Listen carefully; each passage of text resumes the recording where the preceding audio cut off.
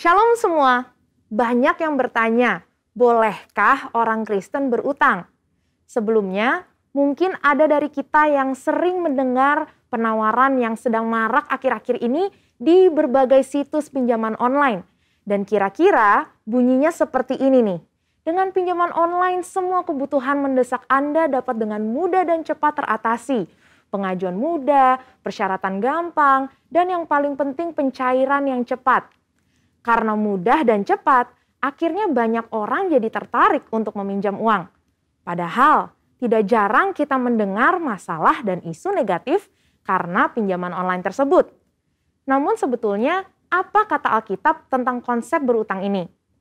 Roma 13 ayat 8 dipahami oleh sebagian orang Kristen untuk tidak boleh berutang sama sekali. Namun, Alkitab penuntun hidup berkelimpahan menjelaskan bagus sekali bahwa orang percaya boleh meminjam untuk keperluan yang serius. Tapi, jangan berutang untuk hal-hal yang tidak perlu, apalagi menunjukkan sikap tidak mau melunasi utang. Karena artinya, kita tidak menunjukkan kasih kepada Tuhan dan sesama. Justru, orang yang mengasihi sesama akan mengembalikan uang yang dipinjamnya itu. Dalam Mazmur 37 ayat 21 dikatakan, orang fasik meminjam tanpa ada niat untuk membayar balik. Sedangkan orang benar digambarkan sebagai orang yang pemurah dalam memberi pinjaman. Tapi bukan artinya kalau meminjam ke sesama orang seiman tidak perlu dikembalikan ya. Justru orang yang hidupnya dituntun Roh Kudus pasti akan mengembalikan semua yang dia pinjam. Kisah Para Rasul 20 ayat 35 juga menjelaskan, justru gaya hidup orang percaya perlu jadi berkat kepada sesama dan lebih suka memberi daripada menerima. Selain itu, ketika kita meminjam, kita harus betul-betul mengusahakan untuk bisa mengembalikan semua utang kita. Seperti yang tertulis dalam Roma 13 ayat 7. Sehingga kita sungguh menghidupi gaya hidup yang berintegritas seperti yang Tuhan inginkan. Jadi, setelah kita memahami ayat-ayat di atas, apakah kita boleh berutang? Jawabannya adalah yang pertama, boleh, asal berkomitmen dan harus bisa melunasinya. FPSB Indonesia merekomendasikan pembayaran utang tiap bulannya maksimum 35% dari pemasukan per bulan. Tapi lebih baik sih di bawah 35% ya saudara. Kedua, boleh berutang asal digunakan untuk hal-hal yang memiliki nilai aset yang cenderung meningkat. Seperti KPR, kredit usaha, biaya pendidikan, dan lainnya yang bersifat mendesak, bukan yang sifatnya konsumtif. Kemudian, boleh berutang asal melalui institusi yang dilegalkan oleh negara, meskipun diminta jaminan atau syarat-syarat yang cukup berat jika dibanding dengan yang ilegal. Dan yang terakhir, jangan berutang itu menjadi gaya hidup kita yang terus-menerus gali lubang tutup lubang. Kita harus percaya bahwa Allah kita mampu untuk mencukupkan kebutuhan kita seperti dalam Matius 6 ayat 31 sampai 33. Saudara, untuk penjelasan lebih lengkapnya dari tim teologi kami, silahkan untuk buka link yang ada di atas atau scan QR Code yang tersedia. Salam integritas, Tuhan Yesus memberkati.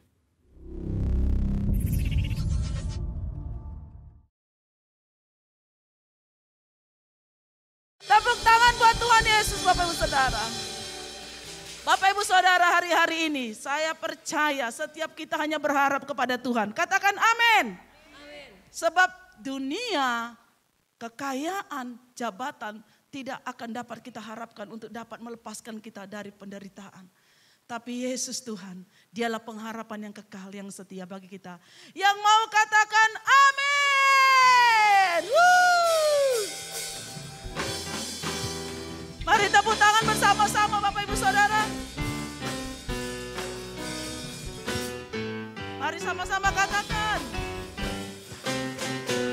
Yesuslah pengharapanku di tengah badai.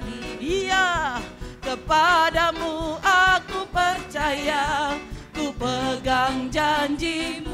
Katakan, ku dapat kemenangan di dalam namamu. Yesus, aku percaya.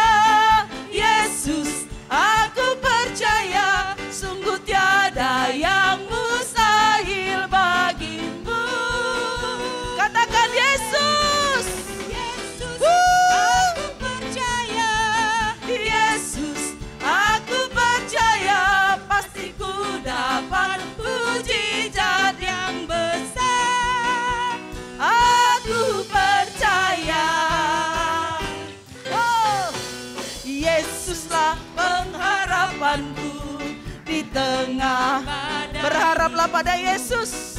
Padamu aku percaya. Pegang janji Tuhan. Oh, ku dapat kemenangan di dalam nama-Mu. Mari lambaikan tangan Bapak Ibu yang di rumah.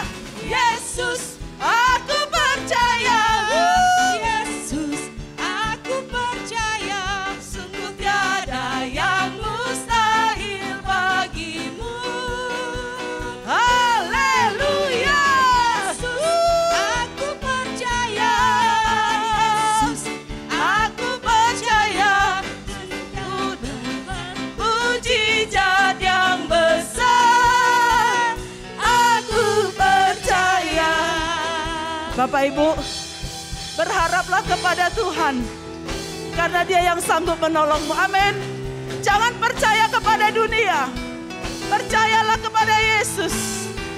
Dia yang memberikan kita kemenangan. Haleluya. Mari lambaikan tangan kita. Yesus, aku percaya. Yesus, Percaya Tuhan. percaya.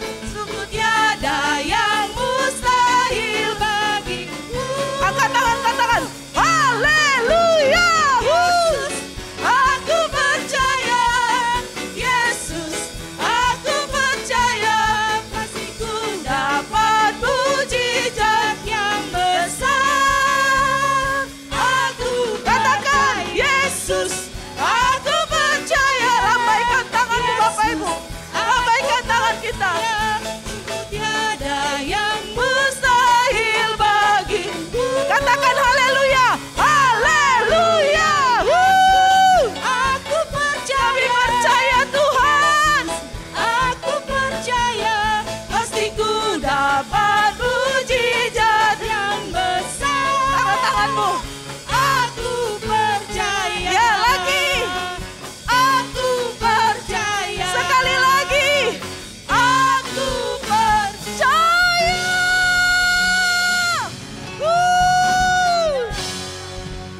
Haleluya. Sebab kita hidup karena percaya kepada Tuhan. Amin. Karena beriman kepada Tuhan. Karena itu percayakan hidupmu bagi Tuhan. Silakan duduk Bapak Ibu Saudaraku.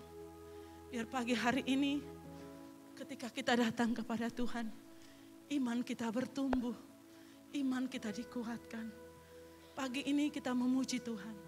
Bapak Ibu saya rindukan masing-masing sembah Tuhan. Pujilah namanya. Katakan Dia baik. Sebab firman Tuhan berkata, multimedia,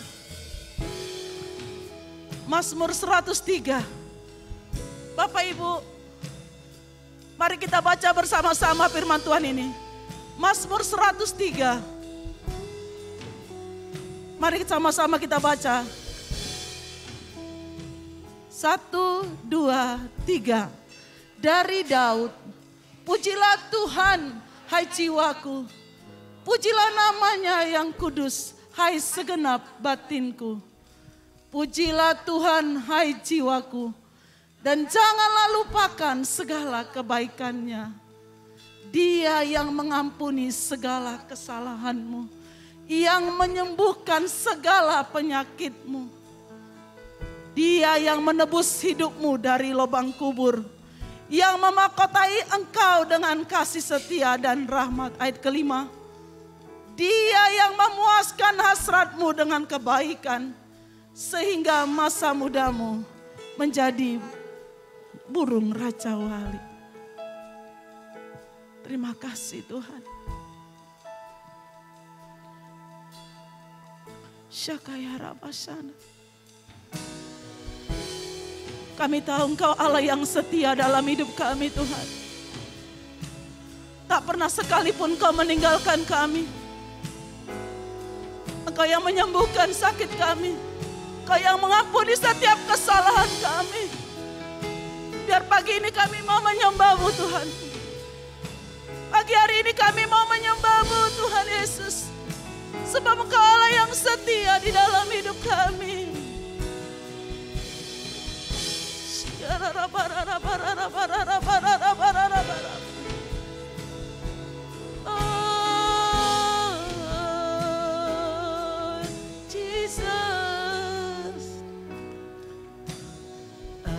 Engkau Tuhan yang setia, sumber kekuatanku. Mari katakan Engkau Yesus. Engkau Yesus, juru selamatku, harapanku, jawabanku.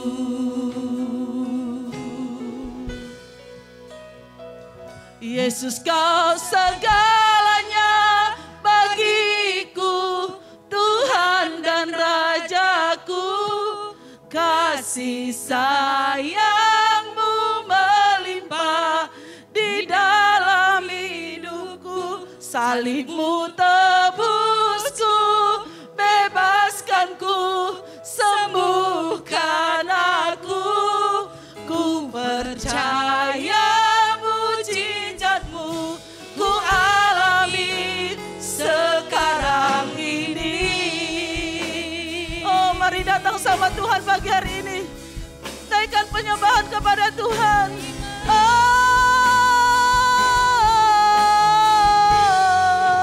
Mari katakan, Engkau Tuhan yang setia. Kau sumber kekuatan kami Tuhan Yesus. Karena Engkau kami kuat Tuhan. Oh Jesus. Engkau Yesus, juru selamatku. Kau harapanku Tuhan. Harapanku, jawabanku. Yesus, Kau segalanya bagiku, Tuhan dan Rajaku. Kasih sayang-Mu melimpah di dalam hidupku. Salib-Mu tebusku, bebaskanku, sembuhkan aku. Ku percaya mujizat-Mu, ku alami sekarang ini. Saya rindu jemaat Tuhan saja. Angkat pujian ini, katakan, Engkau Tuhan yang setia. Engkau Tuhan. Mari jemaat Tuhan angkat pujian ini. Yes Lord. Umat-Mu datang pagi hari ini kepadamu Tuhan Yesus. Oh, Kau harapan umat-Mu Tuhan. Mari sama-sama panggil Dia. Yesus, Kau segalanya bagiku, Tuhan dan Rajaku. Kasih sayang-Mu melimpah di dalam hidupku. Salib-Mu tebusku, bebaskanku, sembuhkan aku. Ku percaya mujizat-Mu, ku alami sekarang ini. Yeah. Anugerah-Mu bagiku. Yes Lord. Tak sekalipun Kau tinggalkanku. Oh, besar kasih setia-Mu. Katakan, ku percaya. Percaya padamu, Yesus, Kau segalanya bagiku. Yes Lord. Tuhan dan Rajaku. Kasih sayang-Mu Kau mengasihi kami Tuhan di dalam hidupku. Salib-Mu tebusku, bebaskanku, sembuhkan aku. Aku percaya mujizat-Mu, ku alami sekarang ini. Oh, panggil namanya Yesus. Yesus, Kau segalanya bagiku, Tuhan dan Raja. Mari bangkit berdiri bersama-sama, Bapak. Angkat kedua tanganmu. Saya merasakan Roh Kudus turun di tempat ini. Saya merasakan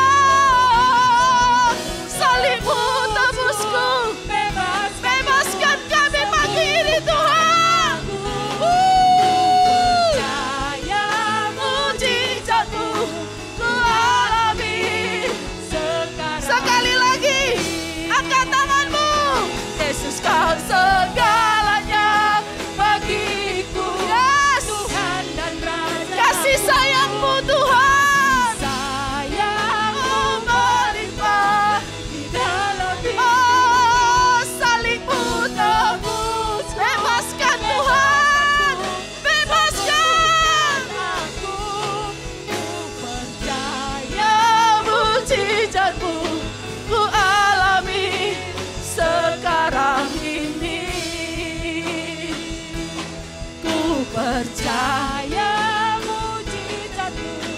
Ku alami. Katakan ku percaya.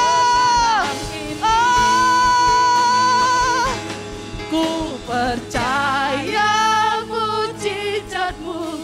Ku alami sekarang ini. Haleluya. Jesus. Mari angkat tanganmu sembah Tuhan, saudara. Masing-masing sembah Tuhan. Masing-masing berbicara dengan Tuhan. Jangan ada yang diam, saudaraku. Pujilah namanya. Pujilah namanya yang kudus. Sebab dia yang sudah mengampuni setiap dosa kita. Dia yang melepaskan kita dari maut. Dia yang menyembuhkan sakit kita. Dia yang sudah menebus hidup kita. Sebab kasih-Nya besar, kami menyembah-Mu. Mari sembah Tuhan, semua sembah Tuhan.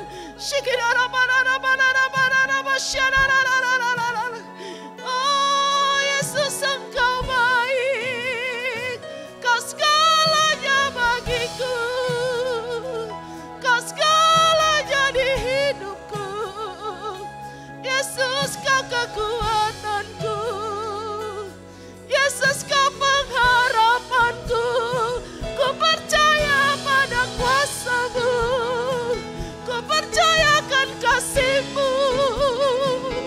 Yesus Tuhan.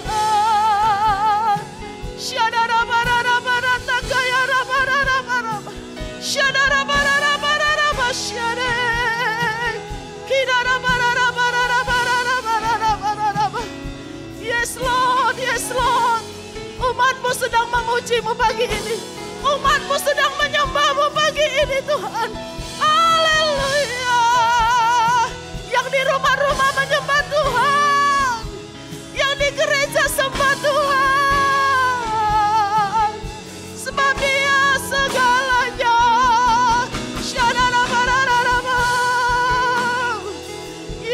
Yesus, Yesus. Terima kasih Tuhan. Terima kasih Yesus. Haleluya. Mari angkat kedua tanganmu sama Tuhan. Shikarabasanda ya Rab. Biar engkau menerima urapan yang baru pagi ini. Urapan baru terjadi. Katakan dengan segenap hatimu saudara. Tempat ini Allah hancurkan setiap belenggu dosa. Sorak kemenangan terdengar. Yes Lord. di tempat ini. Di sini ada urapan baru. Haleluya. Urapan baru. Terjadi di tempat ini pagi ini Tuhan. Terjadi di rumah-rumah umat-Mu pagi ini Yesus. Ya.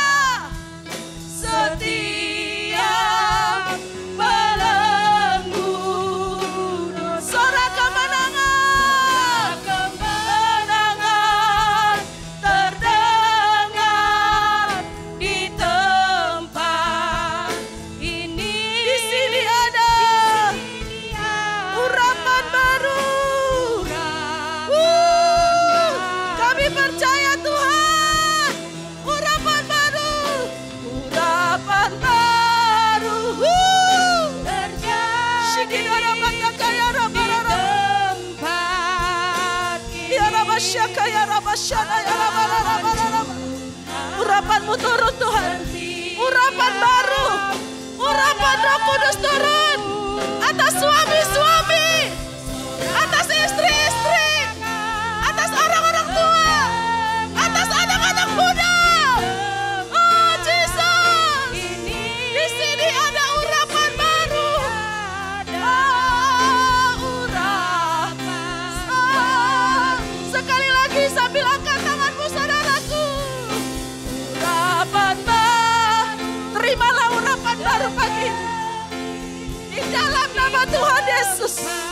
Setiap belenggu dosa, sakit penyakit, keterikatan dengan dunia, keterikatan dengan dosa, dihancurkan dalam nama Tuhan Yesus.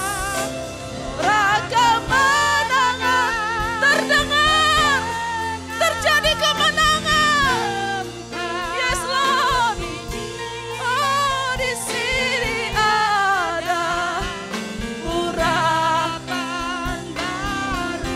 Katakan di sini ada, di sini ada urapan. Yes Lord.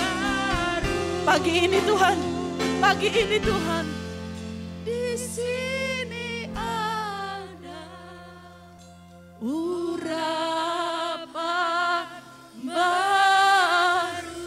Haleluya! Sorakan haleluya! Sorakan kemenangan! Sorakan haleluya! Kemenangan terjadi, kelepasan terjadi, kesembuhan terjadi di dalam nama Tuhan Yesus. Dalam nama Tuhan Yesus. Tuhan membuka jalan. Tuhan memberi kemenangan. Tuhan menyediakan. Tuhan memberkatimu. Tuhan memulihkanmu pagi ini. Kau menjadi manusia yang baru. Kau dipenuhi Roh Kudus. Engkau dituntun Roh Kudus. Mulai pagi hari ini, engkau bukan milikmu lagi. Tapi Yesus menjadi milikmu untuk selamanya. Menuntun engkau kepada kebaikannya. Menuntun engkau kepada kerajaannya. Menuntun engkau kepada rencananya. Jadilah pemenang. Bahkan engkau lebih dari pemenang. Ketika engkau dipenuhi Roh Kudus, maka kemenangan sorak-sorai kegirangan akan menjadi bagian dalam rumah tanggamu. Akan menjadi bagian di dalam setiap kehidupanmu. Dalam nama Tuhan Yesus. Kami percaya Tuhan, apa yang sedang kau firmankan bagi kami, itu engkau genapi atas setiap umatmu yang menyerahkan hidupnya kepadamu, yang menyerahkan seluruh hidupnya dalam tuntunan Roh Kudus. Maka Tuhan menuntun dia, maka Tuhan akan memberikan kemenangan. Kami percaya janjimu Tuhan akan terus digenapi setiap umatmu. Walau badai menerpa, tantangan, masalah, penderitaan kami alami. Tapi jikalau Tuhan ada bersama kami tidak pernah takut dan gentar. Sebab tangan Tuhan menopang kami. Terima kasih Bapak buat pagi hari ini. Kami siapkan hati kami untuk menerima firman-Mu. Urapi kami semua, baik yang di gereja, yang di rumah-rumah. Untuk kami siapkan hati kami menerima firman Tuhan. Yang menjadi penuntun di dalam setiap kehidupan kami. Firman-Mu mengubahkan hidup kami. Firman-Mu membaharui kami dan menyembuhkan kami. Terima kasih Tuhan Yesus. Terpujilah nama-Mu. Di dalam nama Tuhan Yesus. Mari setiap kita yang siap mendengarkan firman Tuhan sama-sama katakan. Amin. Silakan duduk Bapak Ibu Saudara. Ya, puji Tuhan Bapak Ibu Saudaraku. Saat ini kita ada di penghujung tahun. Di bulan November, di minggu yang terakhir kita akan segera memasuki bulan-bulan terakhir di tahun 2021. Dan sebentar lagi kita akan merayakan Natal. Dan saat ini Bapak Ibu sebelum kita meninggalkan tahun yang sudah kita jalani, mari kita buka hati kita untuk kita menerima firman Tuhan. Sama-sama kita berdoa untuk firman Tuhan. Bapa, kami berdoa pagi hari ini buat firman-Mu yang akan kami dengar. Biarlah firman itu boleh jatuh di tanah yang subur, yang siap untuk ditanami oleh benih firman-Mu yang hidup, sehingga firman-Mu itu boleh bertumbuh berakar dalam kehidupan kami, bahkan menghasilkan buah yang lebat untuk kemuliaan nama Tuhan. Buka setiap hati kami, baik yang ada di rumah, baik yang ada di gereja, bahkan dimanapun kami berada. Biarlah lawatan Tuhan, Roh Kudus menjamah setiap kami, dan pemberitaan firman-Mu pada pagi hari ini boleh membawa berkat, dan firman-Mu boleh jadikan kami penuntun dalam kehidupan kami setiap hari. Terpujilah nama-Mu Bapa, di dalam nama Tuhan Yesus Kristus kami berdoa. Haleluya. Amin. Bapak Ibu Saudaraku yang dikasihi Tuhan, kita hari ini bersyukur kepada Tuhan Sebagai orang percaya tentu kita sudah memiliki banyak pengalaman-pengalaman rohani yang luar biasa dalam kehidupan kita. Dan kalau saya mau bertanya, sudah berapa lama kita menjadi orang Kristen sampai hari ini? Mungkin ada yang sudah puluhan tahun, mungkin baru ada yang belasan tahun, atau mungkin baru ada yang mengenal Tuhan beberapa tahun ini. Dan pada pagi hari ini saya mau mengajak Bapak Ibu Saudara untuk kembali melihat bagaimana perjalanan iman kita, bagaimana perjalanan rohani kita selama kita mengenal Tuhan. Nah, untuk memiliki satu pemahaman tentang perjalanan rohani kita, Bapak Ibu Saudara sekalian, kita harus belajar atau kita harus pelajari kisah dari perjalanan bangsa Israel dari tanah Mesir menuju ke tanah perjanjian atau tanah Kanaan yang Tuhan janjikan kepada setiap bangsa Israel. Dan kalau kita lihat atau Bapak Ibu baca di dalam 1 Korintus 12 ayat 1 sampai 12, di situ dijelaskan bagaimana perjalanan bangsa Israel ini menjadi peta buat kita untuk mempelajari dari mana asal kita dan saat ini kita sedang ada di mana dan kemana kita sedang menuju hari-hari ini.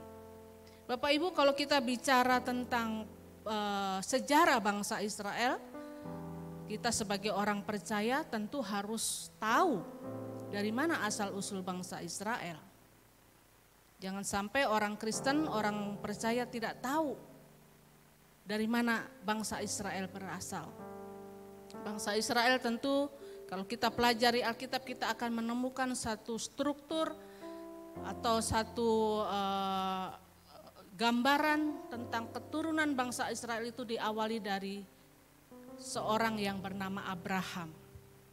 Abraham lahir dari keluarga yang tentu belum mengenal Tuhan atau keluarga yang mungkin tidak mengenal Allah yang hidup, tetapi dia dipilih oleh Tuhan untuk menjadi cikal bakal bangsa Israel. Abraham keluar dari kehidupan keluarganya, dari negaranya, dan Tuhan panggil dia. Abraham menikah dengan seorang wanita bernama Sarai dan dia memiliki 2 orang anak. Yang pertama yaitu Ismail, yang kedua adalah Ishak. Tapi kita tidak bicara tentang siapa Ismail, walaupun dia juga adalah keturunan Abraham. Tetapi yang menjadi gambaran asal-usul bangsa Israel itu dari Abraham melahirkan Ishak, Ishak melahirkan Esau dan Yakub. Lalu Yakub memiliki istri yang bernama Lea. Dia juga dari Lea memiliki beberapa orang anak, ya. Dan dari keturunan Yakub ini yang akhirnya diganti namanya dengan Israel, Yakub ini melahirkan 12 suku Israel. Nah, Bapak Ibu Saudara, kita tahu bahwa kisah perjalanan bangsa Israel dari tanah Mesir menuju ke tanah perjanjian itu dimulai dari bagaimana seorang anak yang dilahirkan oleh Rahel yaitu Yusuf. Dia ditawan dan dia dijual oleh saudara-saudaranya kepada bangsa Mesir. Dan dari sejarah itulah lahir keturunan Israel atau bangsa Israel yang begitu luar biasa berkembang sampai akhirnya kalau kita lihat di dalam kitab-kitab Kejadian, Keluaran, Ulangan, itu bagaimana sejarah perkembangan bangsa Israel di tanah Mesir begitu luar biasa. Karena itu kalau kita baca di dalam Keluaran pasal yang ke-1 Bapak Ibu, dikatakan di situ di dalam ayat yang ke-12, tetapi makin ditindas makin bertambah banyak dan berkembang mereka sehingga orang merasa takut kepada orang Israel itu. Bapak Ibu, perkembangan keturunan bangsa Israel di tanah Mesir itu berkembang luar biasa. Mereka beranak pinak, ya.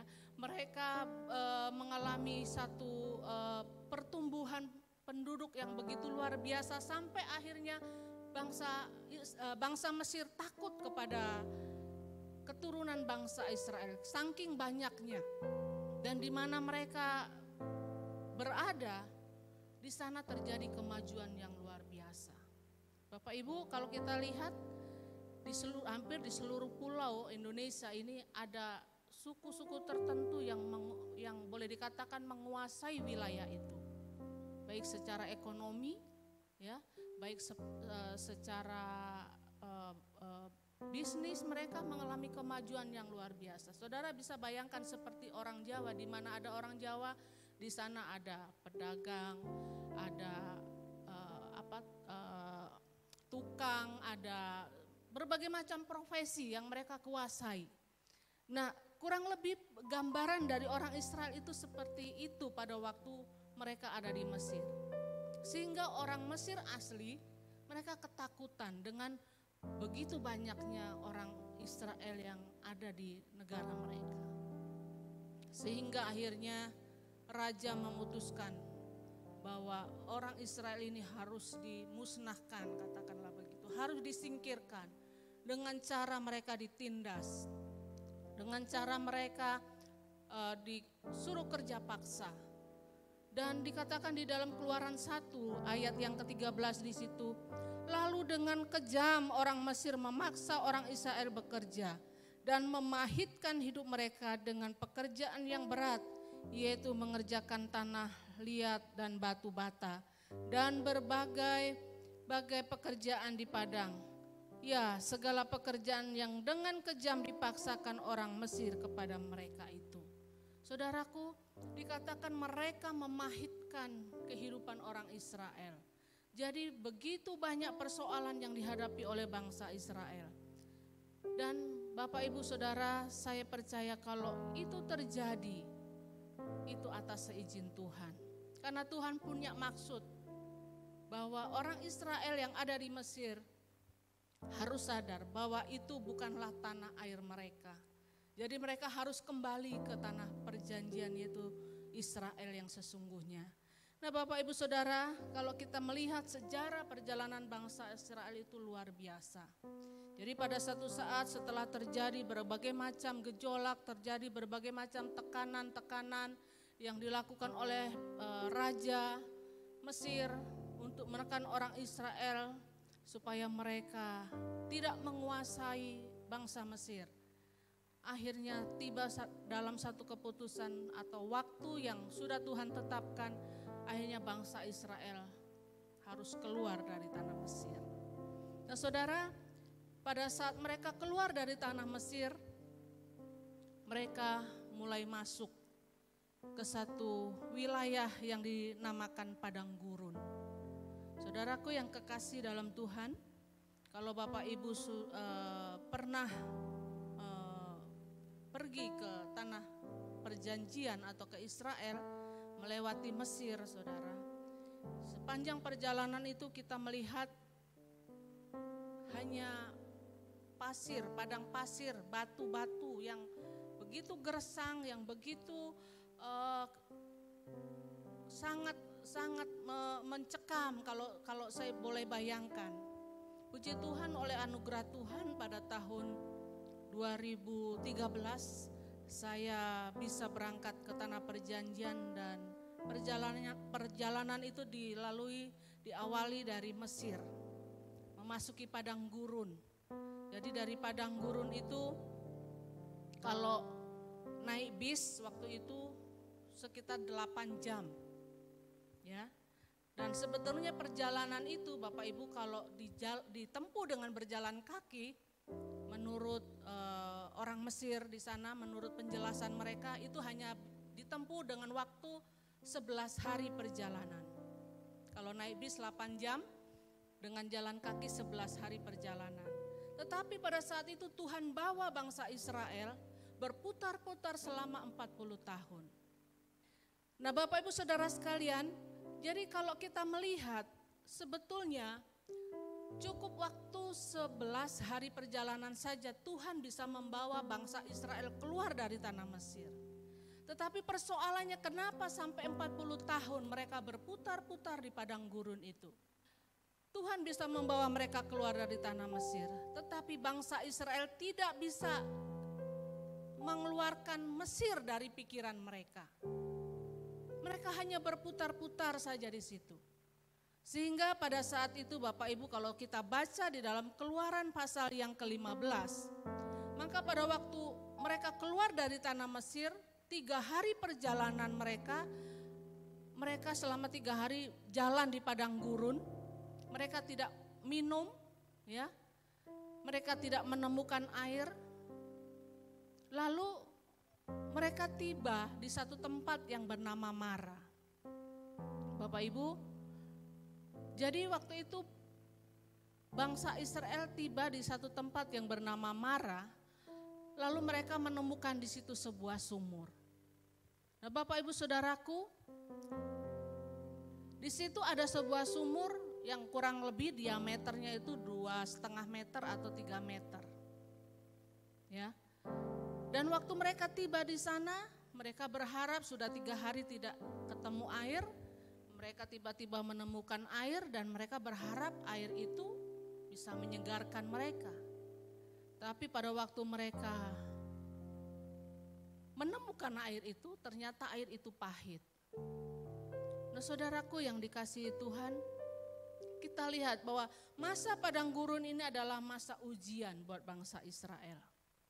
Ulangan pasal yang ke-8 ayat yang kedua berkata, ingatlah kepada seluruh perjalanan yang kau lakukan atas kehendak Tuhan Allahmu di padang gurun selama 40 tahun ini dengan maksud merendahkan hatimu dan mencobai engkau untuk mengetahui apa yang ada di dalam hatimu, yakni apakah engkau berpegang pada perintahnya atau tidak. Nah, Bapak Ibu Saudaraku sekalian, bahwa masa padang gurun ini adalah masa ujian. Jadi ujian biasanya datang dengan 2 cara yang Tuhan pakai untuk menguji kita supaya karakter kita bisa berubah. Dan cara yang pertama yang Tuhan pakai adalah melalui keadaan yang tidak menyenangkan.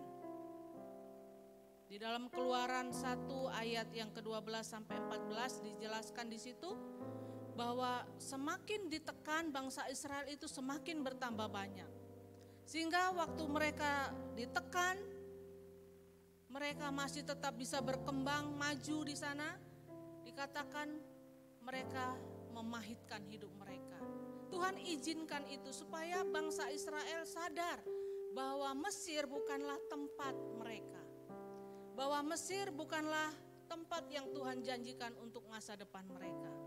Karena itu Tuhan izinkan setiap masalah, pencobaan, kepahitan, tekanan yang berat dialami oleh bangsa Israel. Nah, Bapak Ibu Saudaraku yang dikasihi Tuhan, bangsa Israel ini dibawa keluar oleh Tuhan.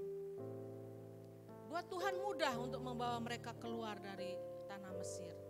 Tetapi ternyata dengan waktu yang 40 tahun berputar-putar itu tidak mudah membuat bangsa Israel sadar bahwa sesungguhnya perbudakan yang selama ini mereka alami di Mesir itu masih menguasai mereka. Sehingga walaupun mereka sudah keluar dari tanah Mesir, tetapi hati mereka, pikiran mereka, semua angan-angan mereka masih ada di Mesir. Sehingga Bapak Ibu kalau kita melihat di situ, di mana Tuhan izinkan mereka menemui kesulitan demi kesulitan. Yang mana tujuannya adalah padang gurun itu untuk menguji mereka. Apakah hati mereka masih berpaut kepada kehidupan yang lama? Atau mereka sungguh-sungguh sadar bahwa Tuhan sedang membawa mereka kepada kehidupan yang lebih baik. Nah, Bapak Ibu Saudara, kita melihat bahwa waktu mereka tiba di sebuah sumur yaitu Mara, waktu saya ada di sana saya melihat sebetulnya sumur itu kalau dipikir gitu ya, masa iya sih ada sumur, ada air tapi airnya pahit. Memang sumur itu tidak jauh dari pantai, ada laut merah di sana. Dan secara logika kalau kita pelajari kalau ada sumber air yang dekat laut, mungkin saja airnya asin. Bisa saja demikian, tetapi ini kenyataannya pada waktu mereka menemukan sumber air itu ternyata airnya pahit, Bapak Ibu Saudaraku. Dan kalau kita pikir kenapa itu bisa terjadi? Saya percaya ini rencana Tuhan. Ini Tuhan izinkan terjadi supaya bangsa Israel tahu bahwa mereka punya Tuhan yang sebetulnya sanggup mengubah air yang pahit itu menjadi manis. Tetapi mereka tidak sadar itu. Maka dikatakan di dalam Keluaran yang ke-15 itu dikatakan di situ, mereka waktu menemukan air itu pahit, mereka mulai bersungut-sungut kepada Musa. Bahkan di ayat-ayat yang lain dikatakan mereka marah kepada Musa. Mereka katakan, apakah kurang kuburan di Mesir? Jadi pikiran mereka masih ada di Mesir. Nah, Bapak Ibu Saudaraku yang dikasihi Tuhan, bahwa sebetulnya penderitaan yang pahit itu membawa keselamatan bagi jiwa kita. Di dalam Yesaya 38 ayat yang ke-17 berkata, sesungguhnya penderitaan yang pahit menjadi keselamatan bagiku. Engkaulah yang mencegah jiwaku dari lubang kebinasaan, sebab engkau telah melemparkan segala dosaku jauh dari hadapanmu.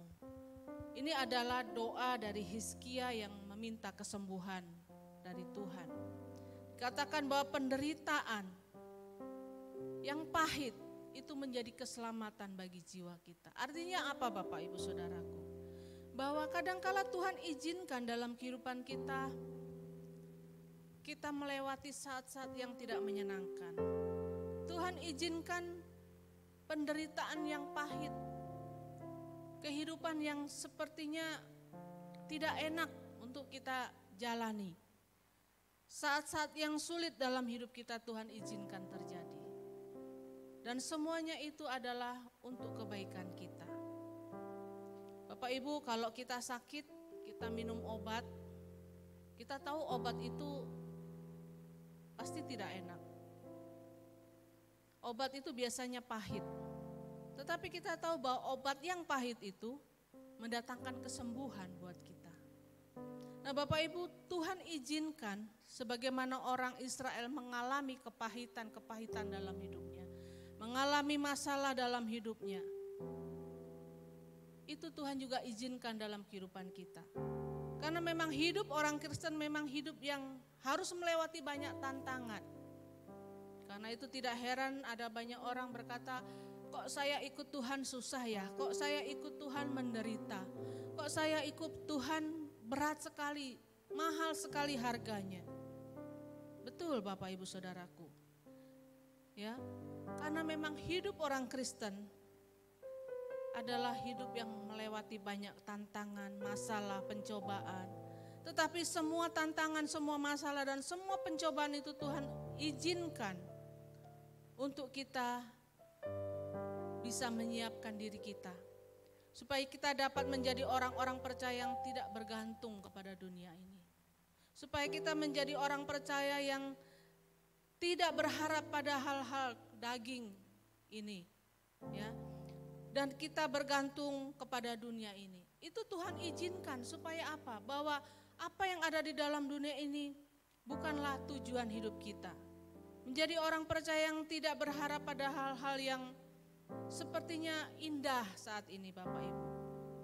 Tetapi justru sebaliknya, lewat hal-hal yang pahit itu, Tuhan mau menyadarkan kita bahwa di tengah tantangan, di tengah masalah dan pencobaan, ada janji Tuhan yang luar biasa. Amin. Ada negeri kekal yang Tuhan siapkan untuk kita, di mana kita akan ada bersama-sama dengan Dia untuk hidup selama-lamanya. Jadi jelas bukan dunia ini tujuan akhir hidup kita. Jadi kalau saat ini kita menderita, saat ini kita mengalami kesusahan, mengalami kesulitan, bahkan kita mengalami sakit penyakit, persoalan yang berat, rasanya hidup ini pahit. Ingat, Tuhan sedang mengajar kepada kita. Tuhan sedang menguji kita. Tuhan sedang mempersiapkan kita bahwa bukan dunia ini tempat kita. Tuhan sedang mengajar kepada kita supaya kita tidak bergantung kepada dunia. Tuhan mengajar kita untuk kita tidak bergantung kepada apa yang kita miliki di dunia ini. Tapi dengan masalah, penderitaan, sakit, penyakit, persoalan apapun yang memahitkan hidup kita, Tuhan sedang mengajar kita untuk kita hanya bergantung, berharap kepada Tuhan. Dan kita percaya bahwa apa yang kita alami di dunia ini hanya sementara. Nah, Bapak Ibu Saudaraku yang dikasihi Tuhan. Lalu yang kedua, ujian biasanya datang dengan cara yang kedua, yaitu melalui orang-orang yang menyebalkan dan mengecewakan kita. Karena itu tema firman Tuhan hari ini adalah mengatasi kepahitan hati. Kadangkala karena masalah, karena persoalan, tantangan yang silih berganti, itu membuat kita kecewa.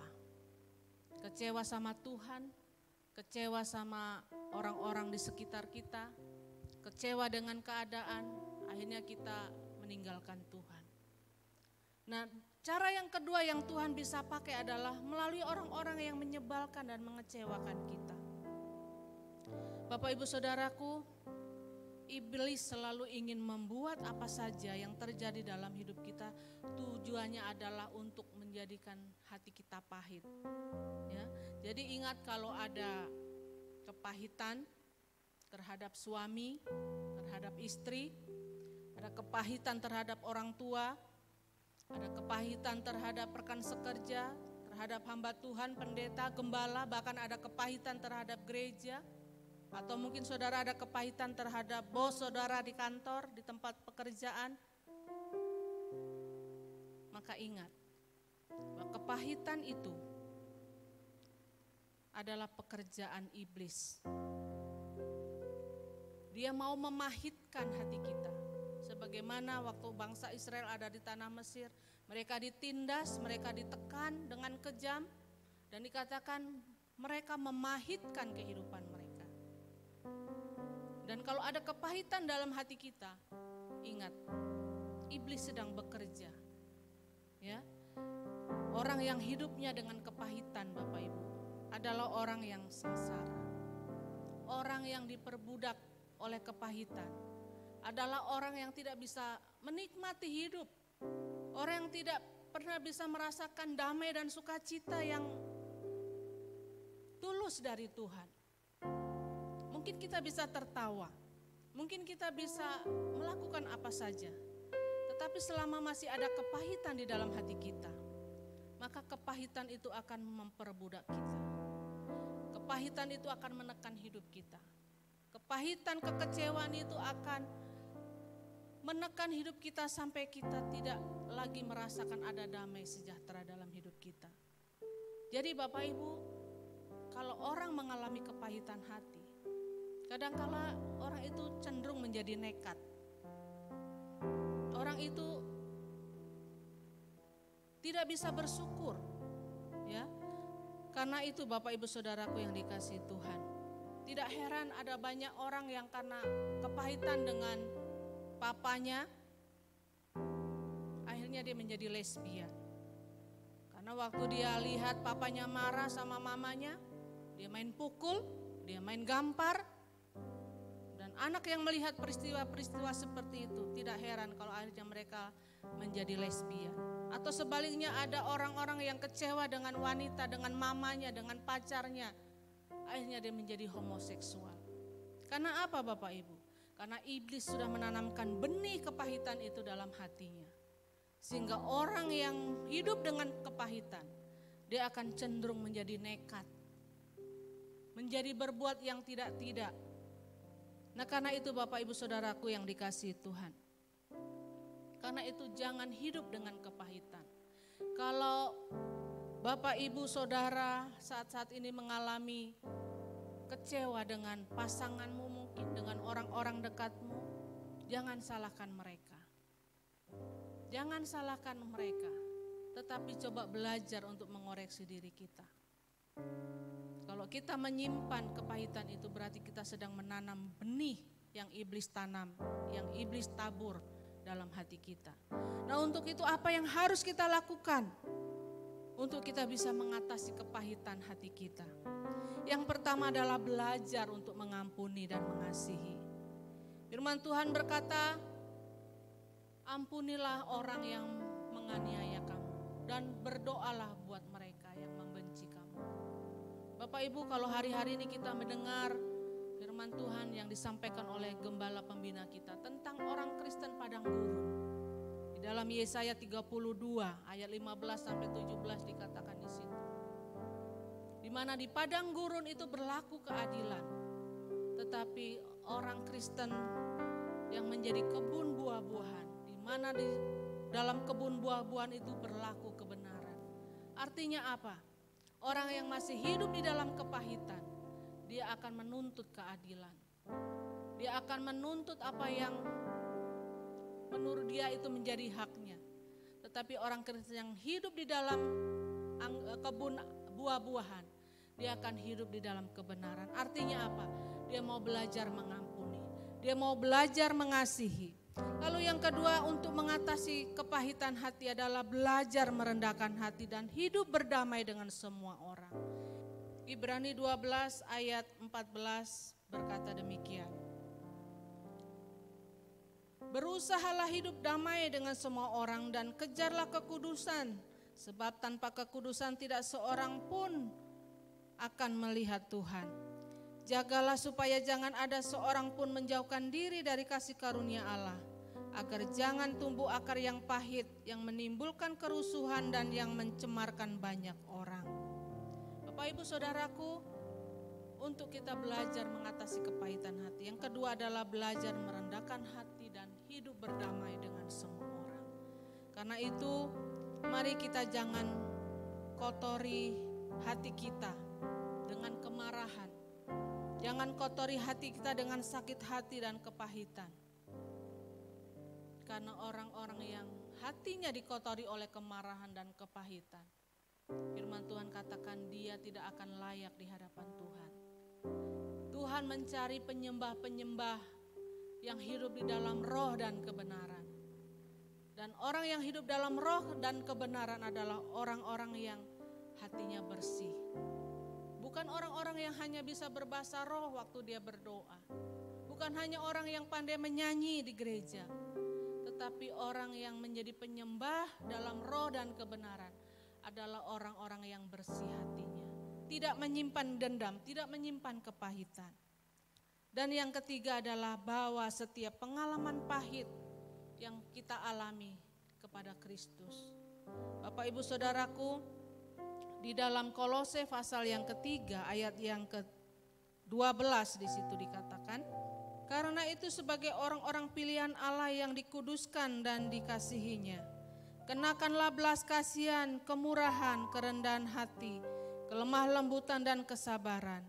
Sabarlah kamu seorang terhadap yang lain dan ampunilah seorang akan yang lain. Apabila yang seorang menaruh dendam terhadap yang lain, sama seperti Tuhan telah mengampuni kamu, kamu perbuatlah juga demikian. Dan di atas semuanya itu kenakanlah kasih sebagai pengikat yang mempersatukan dan menyempurnakan. Hendaklah damai sejahtera Kristus memerintah dalam hatimu, karena untuk itulah kamu telah dipanggil menjadi satu tubuh dan bersyukurlah. Bapak Ibu Saudaraku yang dikasihi Tuhan, mungkin hari-hari ini saudara masih hidup di dalam kepahitan. Sebelum kita meninggalkan tahun 2021 ini, mari koreksi hatimu. Koreksi hati kita di hadapan Tuhan. Masih adakah dendam, kepahitan, kecewa yang tertanam dalam hati kita? Jika itu masih ada, kita berdoa kepada Tuhan. Kita cabut dalam nama Yesus segala benih kepahitan yang ditanam oleh iblis. Orang boleh saja merancangkan yang jahat tentang hidup kita. Orang boleh memperlakukan kita dengan hal-hal yang mengecewakan. Tetapi kita bersyukur karena Allah sanggup merubah kutuk menjadi berkat. Karena itu sebelum kita meninggalkan tahun ini, mari undang Tuhan hadir dalam hidup saudara. Karena dia datang dan dia hadir dalam hidup kita dengan membawa damai. Jika kehadiran Tuhan tidak membawa dampak apa-apa dalam hidup saudara, itu bukan bukan karena Tuhan tidak memberikan damai dalam hidup saudara. Masih ada benih yang belum kita cabut dalam hati kita. Karena itu biar kita belajar melupakan apa yang di belakang kita. Kita belajar melupakan apa yang menjadi kesalahan orang lain. Sehingga di dalam kita memasuki tahun yang baru, hati kita bersih. Mari kita imani bahwa hidup ini enak saudara, hidup ini enjoy, ya, hidup ini harus asik. Dan yang membuat hidup kita ini enak bukan suami istri atau orang-orang di sekitar kita. Bukan pendeta saudara, bukan hamba Tuhan. Tetapi yang membuat hidup kita enak adalah bagaimana hubungan kita dengan Tuhan. Kalau hubungan kita dengan Tuhan baik, saya percaya hubungan kita dengan sesama pun akan baik. Sehingga tidak ada lagi benih-benih kepahitan yang kita simpan dalam hidup kita. Amin buat firman Tuhan. Mari kita berdoa. Bapa, kami bersyukur buat firman-Mu pada saat ini yang kami sudah dengar. Di mana Tuhan, kadangkala Engkau mengizinkan masalah, persoalan, tekanan, kepahitan yang kami alami Tuhan dalam hidup kami. Tapi kami bersyukur lewat firman-Mu pada saat ini, kami boleh belajar. Kalau Tuhan izinkan kami ada di masa-masa di padang gurun, kami tahu Tuhan sedang menguji kami. Tuhan sedang memproses kami. Untuk kami boleh mengenal kasih Tuhan. Untuk kami boleh mengenal rencana Tuhan lebih dalam lagi. Karena kami tahu Tuhan sedang mengajar kami. Untuk kami tidak bergantung kepada manusia. Untuk kami tidak berharap kepada dunia ini. Karena kami tahu tujuan hidup kami bukanlah dunia ini. Tetapi tanah perjanjian. Itu hidup yang kekal yang Tuhan janjikan dalam hidup kami. Karena itu Bapa, pada saat ini jika ada kepahitan dalam hati kami, jika ada kekecewaan, ada benih-benih kebencian yang iblis tanam, saat ini kami berdoa di dalam nama Yesus, kami cabut kuasanya. Dan kami minta damai sejahtera sukacita yang dari Tuhan melimpah dalam hati kami, dalam hidup kami. Sehingga hidup kami boleh terpancar keluar. Hidup kami boleh berdampak, hidup kami boleh menunjukkan terang Tuhan dalam kehidupan kami. Terima kasih Bapa. Inilah doa kami, di dalam nama Yesus kami berdoa. Haleluya. Amin. Kami memuji kebesaran-Mu ajaib Tuhan. Kami memuji kebesaran-Mu ajaib Tuhan, ajaib Tuhan, ajaib Tuhan. Kami memuji kebesaran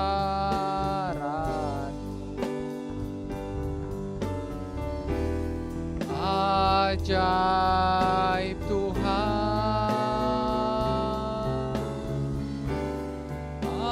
ajaib Tuhan, ajaib Tuhan,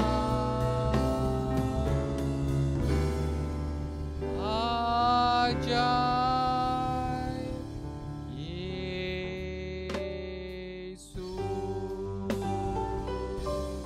Haleluya, haleluya, haleluya. Terima kasih Tuhan Yesus. Mari setiap kita berharap hanya kepada Tuhan Yesus Kristus. Saudara dan jemaat yang dikasihi Tuhan, demikianlah firman Tuhan. Tuhan memberkati engkau dan melindungi engkau. Tuhan menyinari engkau dengan wajah-Nya dan memberi engkau kasih karunia. Tuhan menghadapkan wajah-Nya kepadamu dan memberi engkau damai sejahtera. Saudara dan jemaat yang dikasihi Tuhan, terimalah berkat daripada Allah Bapa, kasih daripada Tuhan Yesus Kristus yang melimpah-limpah, serta persekutuan dalam Roh Kudus menyertai kita mulai hari ini sampai Maranatha, bahkan sampai selama-lamanya. Mari yang percaya dan diberkati Tuhan sama-sama katakan, amin. Shalom, selamat hari Minggu, Tuhan Yesus memberkati kita semua. Amin.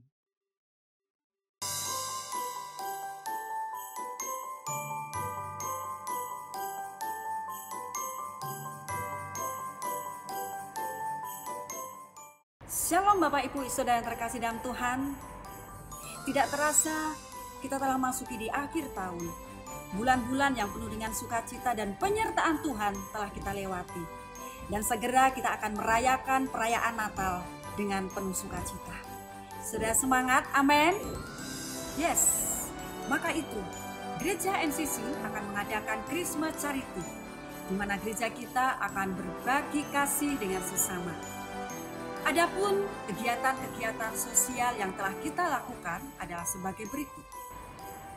Donor darah, vaksin, berbagi makanan, dan pelayanan misi. Kegiatan-kegiatan sosial dan berbagi adalah kegiatan yang sangat membantu bagi umat Tuhan.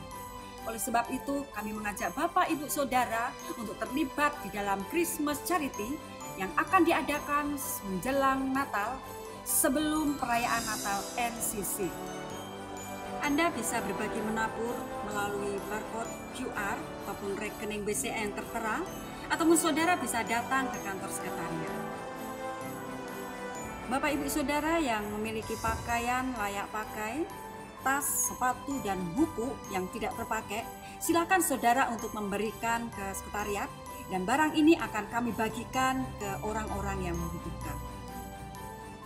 Besar harapan kami saudara untuk memberi dan terlibat di Christmas Charity. Tentu saja pemberian dengan penuh sukacita seperti yang tertulis di dalam 2 Korintus 9 ayat 7. Hendaklah masing-masing memberikan menurut kerelaan hatinya, jangan dengan sedih hati atau karena paksaan, sebab Allah mengasihi orang yang memberi dengan sukacita. Demikian pengumuman yang kami sampaikan. Terima kasih. Happy Sunday. Tuhan Yesus memberkati.